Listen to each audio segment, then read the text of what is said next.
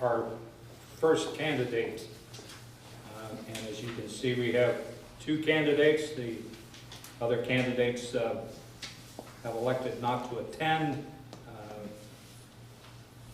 Is Ms. Kim Burns?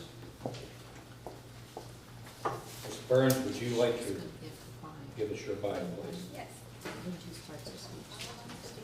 You go whatever you want. Good evening. I'm going to read my bio, which is a little funny because it's written in the third person, so it's a little odd for me to read it. Kim Burns lives by the motto, seek first to understand before being understood. Her propensity to delve to the heart of a matter before offering an opinion or solution has served her well both personally and professionally. Kim has received the Competent Communicator Award from Toastmasters International. Her personal strengths of clear, concise communication, strategic thinking, and maximizing existing structures have been tapped daily in her 20-plus year employ with Procter & Gamble. In her current role as North American Accounts Receivable Business Process Expert, Kim defines and ensures consistent application of global accounts receivable standards for data, work processes, and reports throughout U.S., Canada, Puerto Rico, and newly integrated businesses.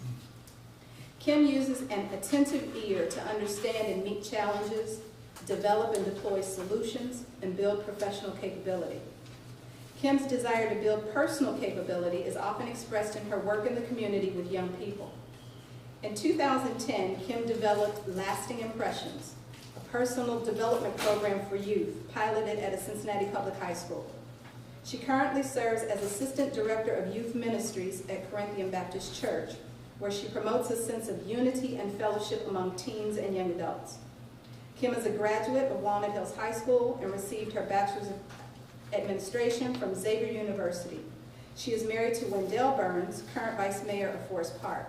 She is also the mother of 2 children, an adult son who lives in Chicago and a daughter just beginning her 7th grade year.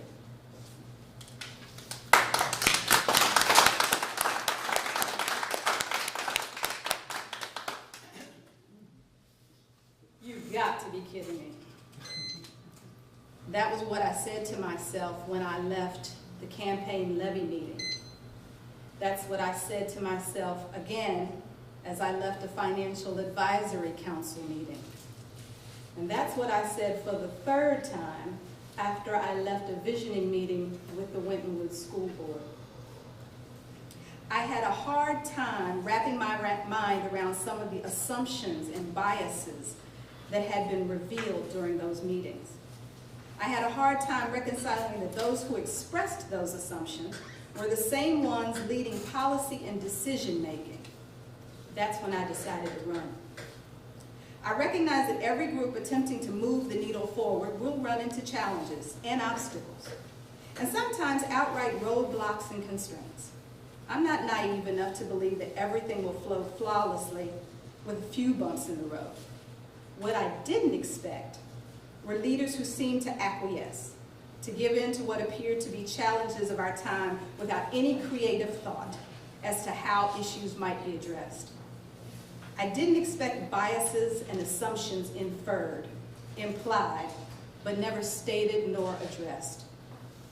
When mobility is touted as an issue in this district and has been touted as an issue this district has to contend with, defined as the disruption of movement in or out of the district after the beginning of the school year, and is related to negative effects on test scores and report card ratings, my natural inclination is to ask, so what are you doing to address it?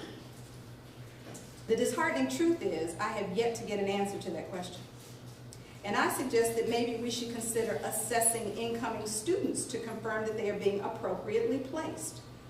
That was received by a look as if I had 3 heads.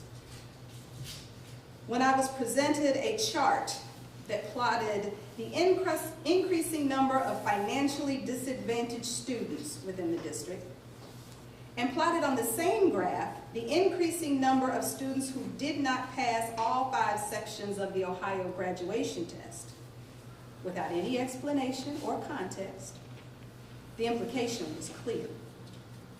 Poor children aren't very smart. even though there was no personally identifiable information that said the same children in one line were the same children in the other.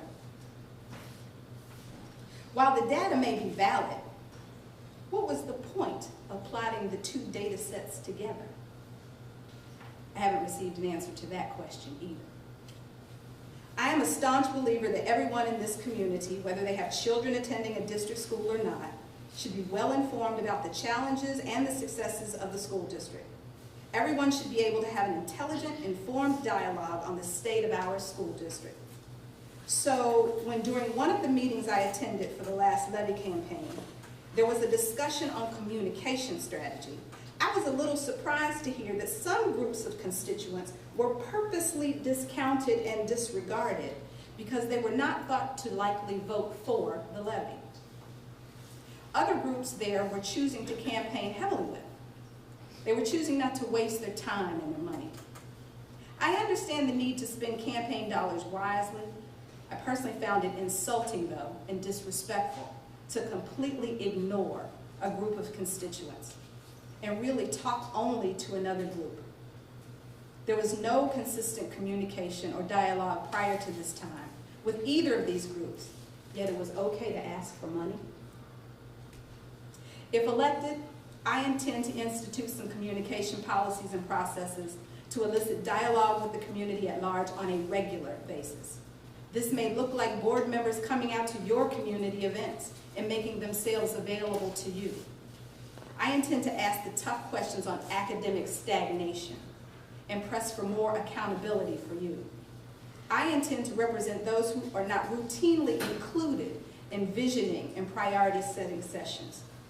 I intend to regularly communicate the challenges and the successes of the school board back to the community. Accountability, inclusion, representation. I intend to bring fresh air to Winton Ridge School Board.